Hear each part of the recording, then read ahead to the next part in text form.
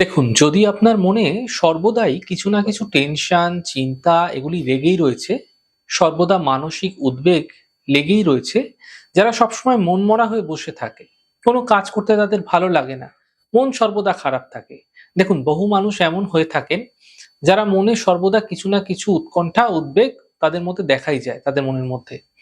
খুব দ্রুত তারা দুঃখার্ত হয়ে যায়। এই ভালো ছিল, এই মন খারাপ হয়ে যায়। খুব দ্রুত তারা ডিপ্রেশনে চলে যায়। খুব দ্রুত আবেগতাড়িত হয়ে যায়। এই বসে আছে ভালো, হঠাৎ করে দেখা গেল ডিপ্রেশনে চলে গেছে। চিন্তার মধ্যে সে ডুবে গেছে। তো বহু মানুষ এরকম দেখা যায়। বিশেষ করে যারা পড়াশুনো করছে, তাদের পড়াশুনোয় মনোযোগ একেবারেই নেই। তারা অত্যন্ত অন্যমনস্ক হয়ে পড়ছে। দিনকে দিন এমনটি দেখা যাচ্ছে তাদের মধ্যে। পড়াশুনোয় আগে অত্যন্ত সে ভালো ছিল। কিন্তু যত দিন যাচ্ছে তার অমনোযোগিতার ফলে তার পড়াশোনা আস্তে, আস্তে খারাপ হচ্ছে। দেখুন, আপনি সন্তানের বাবা আছেন, মা আছেন, আপনি সন্তানকে নিয়ে চিন্তাগ্রস্ত। কিন্তু এর মূল সমস্যার কেন্দ্রবিন্দুতে কখনো গিয়ে এই সমস্যার সমাধান করার চেষ্টা করেছেন? আমি জানি আপনারা বিভিন্ন টোটকা, উপাচার, সাধারণ বিধিগুলিতে করেই থাকেন। কিন্তু দেখুন, যখন কোনো সমস্যা আমাদের মনের স্তরে বিশেষ গভীরভাবে তা প্রভাব ফেলে থাকে না? তাহলে সেই খারাপ প্রভাবকে ঠিক করতে মনঃসংযোগ অর্থাৎ সঠিক পন্থা মেনে ধ্যান করার প্রয়োজন।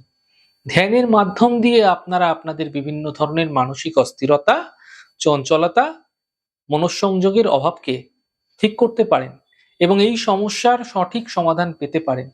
দেখুন, একটা জিনিস জানবেন, যে কাজে পরিশ্রম নেই সেই কাজ আপনাকে পূর্ণ সফলতা কখনোই দিতে পারে না। সাময়িক সমস্যার সমাধান করতে পারে, কিন্তু পূর্ণাঙ্গ ফল লাভের জন্য মনঃসংযোগের ক্ষেত্রে, মনের কোনো উদ্বেগ উৎকণ্ঠার ক্ষেত্রে অবশ্যই সঠিক পন্থা মেনে মেডিটেশন এবং ধ্যান করা উচিত।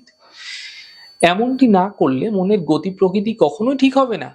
তাই সময় নষ্ট না করে ধ্যান সম্পর্কে জানুন এবং আপনি অথবা আপনার সন্তান, আপনারা সকলেই ধ্যান করুন। এর মাধ্যম দিয়ে আপনাদের মনের গতি প্রকৃতি ঠিক হবে এবং মনোসংযোগের অভাব, উৎকণ্ঠাগুলো কম হতে আপনারা দেখতে পাবেন।